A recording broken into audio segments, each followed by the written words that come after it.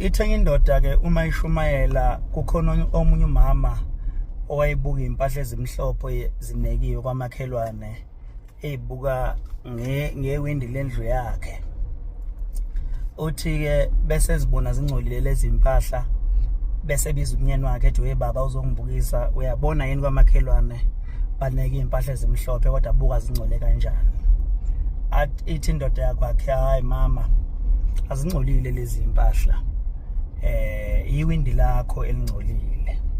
Athi asiphume soyibuka ngaphandle mabefika bebonta iziclean impahla iwindi lakho mama elingcolile.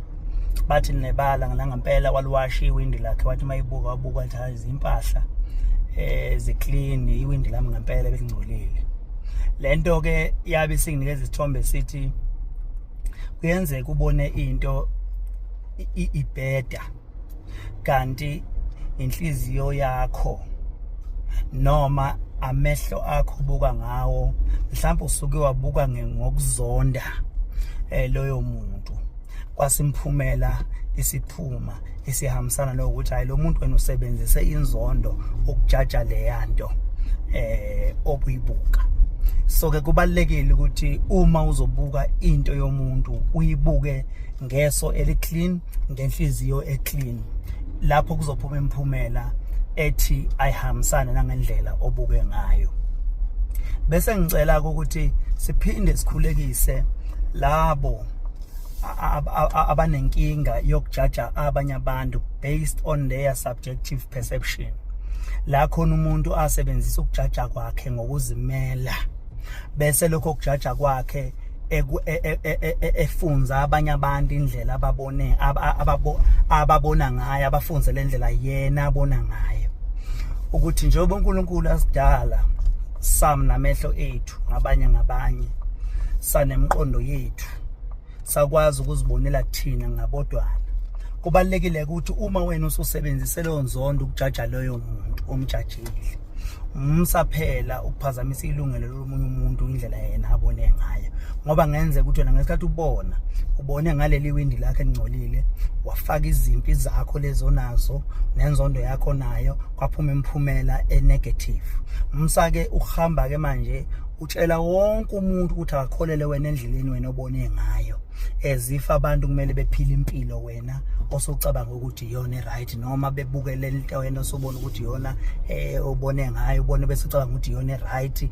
Akasekho umuntu ongabuka ngenye indlela wena.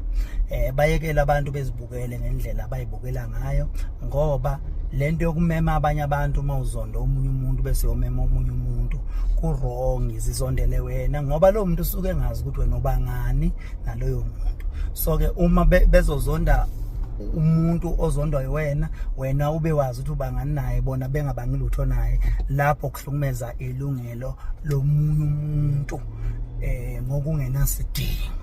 Esicela ukuthi asibakhulekiseke labo bantu kulonyaka ka2025 bekwazi ukuthi behloniphe, bekwazi ukuthi futhi remove inzondo, bekwazi ukuthi futhi bewasha amawindi abo, bebona izinto ngendlela ehlelekile nangendlela okuyiyona. Ngoba uma ekhanda lakho watshelwa ukuthi usibani umthakathi noma engenzani loyo muntu uyohleze ethakatha kuwena, noma ngathi usenzani wenzani uyothi okushuthi njengoba benza le nto nje befuna ukuthakatha into ethile. Uma nje ekhanda lakho kukhona into ethile ngomuntu, imphumela lowo muntu noma engenzani imphumela kuyohlezi kuyena.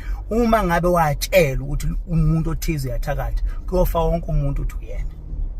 Uma nje ngabe watshelwa loo nto yahlala ekhanda kuyofa wonke umuntu uthi uyena, ngoba iwindi lakho lapendwa leyo nto, so uzohlezi umbuka ngaleyo nto. So kubalekile ukuthi uma ngabe watshela ukuthi usibani unomona, yonke into ayoyenza iyohlezi umona, ayikho into ayoyenza ingabe umona, ngoba iwindi lakho labhiqwa lokho ukuthi lo muntu unomona. So iwindi lakho liyohlezi limbone nomona noma esenzani, ngisho ehamba obheke lokuhamba kutabalaza umona, ngishedla ubheke lo uyadla umona, yonke into yobumona, ngoba iwindi lakho latshengiswa lokho lapendwa ngalokho ukuthi lowo muntu loyo unamona.